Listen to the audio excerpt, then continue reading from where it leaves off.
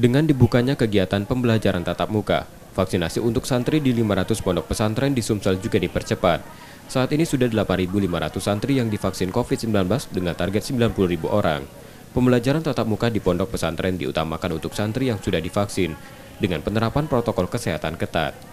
Masing-masing pondok pesantren juga diminta menyediakan sentra vaksinasi untuk percepatannya. Kemenak Sumsel memastikan vaksinasi COVID-19 untuk kelompok ini dapat selesai Oktober nanti, yang disesuaikan dengan ketersediaan vaksin.